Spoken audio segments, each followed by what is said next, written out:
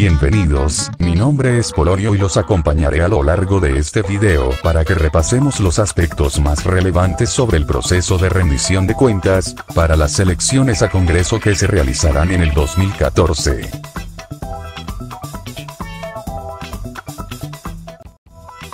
En este primer capítulo miraremos aquellas obligaciones que debe tener en cuenta durante la época de campaña.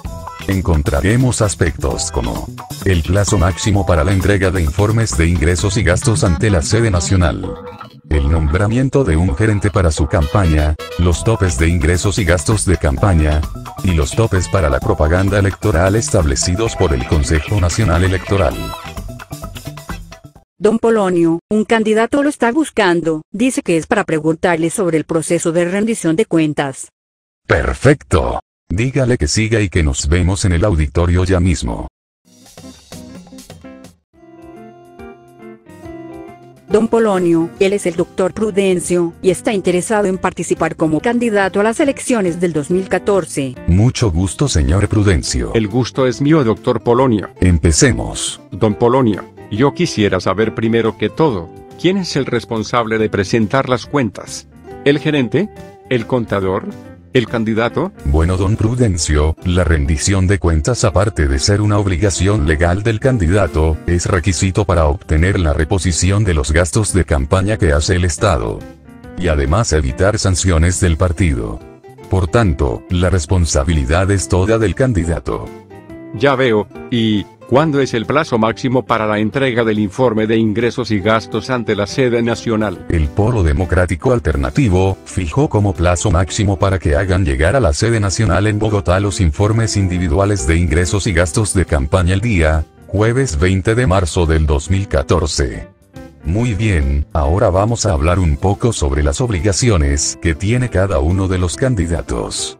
Empecemos por el nombramiento de un gerente de campaña. El artículo 25 de la Ley 1475, Reforma Política, fijó como una obligación el designar un gerente de campaña para administrar los recursos del candidato, y abrir una cuenta bancaria exclusiva para el manejo de los recursos utilizados en la campaña. Por tanto, todas las campañas al Congreso del año 2014 deberán contar con un gerente de campaña y un contador público que elaborará el informe. Muchas gracias. Ahora por favor, ¿podría explicarnos algo sobre los topes de gastos para las campañas? Con mucho gusto. De acuerdo con el artículo 11 de la Resolución 330 del 2007, el monto de las contribuciones y donaciones a las campañas electorales no podrá superar la cuantía de las sumas máximas a invertir en la campaña fijadas por el Consejo Nacional Electoral. Los topes para cada una de las corporaciones de las elecciones del 2014 son establecidos de acuerdo a la capacidad electoral de cada departamento, tal y como lo podemos observar en las siguientes relaciones. Circunscripciones especiales. Cámaras territoriales. En este caso se debe tener en cuenta que los topes que se muestran en la relación aplican para cada uno de los departamentos presentados. Por ejemplo, los candidatos que aspiren a la Cámara de Antioquia tendrán derecho a gastar hasta 4.034 millones de pesos. O en el caso de candidatos a la Cámara de Boyacá podrán gastar únicamente 1.749 millones de pesos, y así sucesivamente para los topes que estamos relacionando.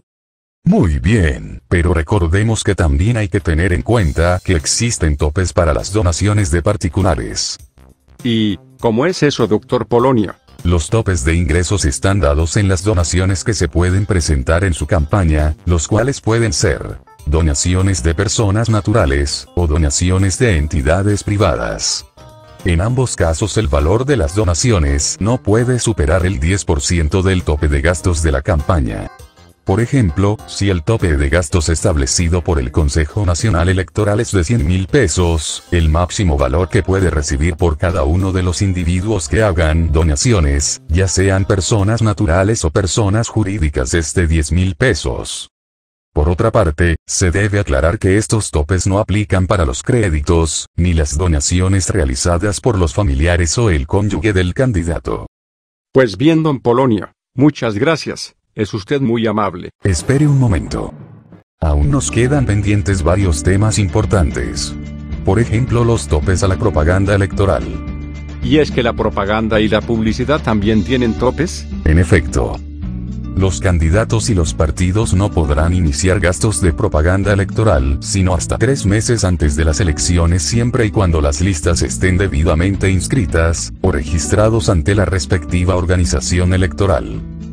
Esto quiere decir, que para las elecciones a Congreso del 2014, la propaganda electoral solo se podrá iniciar a partir del 9 de diciembre del 2013.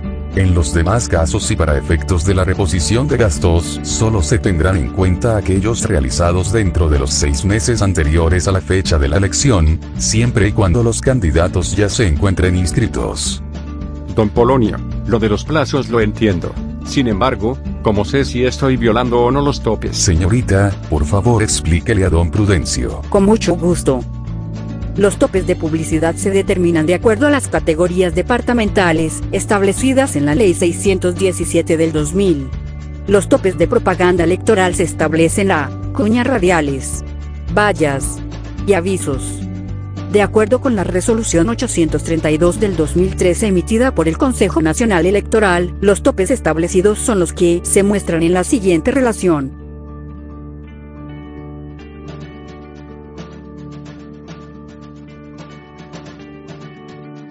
Perfecto. Ahora, tan solo nos queda revisar en qué consisten las sanciones que aplican para aquellos que violan los diferentes topes que ya vimos anteriormente.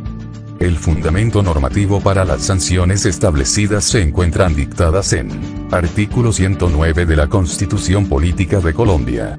Allí se establece que la violación a los topes conlleva a la pérdida de investidura o del cargo. En concordancia, el artículo 26 de la Ley 1475 del 2011 indica que en el caso de candidatos elegidos a corporaciones públicas, Senado y Cámara de Representantes, se seguirá el procedimiento de pérdida de investidura definido en la Constitución y la ley. Doctor Polonio, es usted impresionante. Pues bien, recordemos rápidamente los temas importantes que vimos el día de hoy. Primero, la fecha establecida por el Polo Democrático Alternativo para la entrega de los informes de ingresos y gastos es el jueves 20 de marzo del 2014. Segundo, la responsabilidad de presentar el informe de ingresos y gastos es del candidato. Tercero, todos los candidatos deben nombrar un gerente que abra una cuenta exclusiva para la campaña y un contador para elaborar el informe de ingresos y gastos.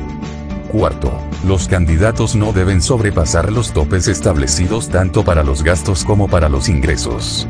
Quinto, los gastos de propaganda electoral se permiten a partir del 9 de diciembre del 2013. Además existen topes para las cuñas radiales, las vallas y los avisos. Y sexto y último, el incumplimiento de estos topes se sancionará con la pérdida de la investidura o cargo de acuerdo a lo señalado por la ley. Pues bien, doctor Polonio, creo que la información que me ha brindado será de gran ayuda. Muchísimas gracias. No tiene de qué preocuparse.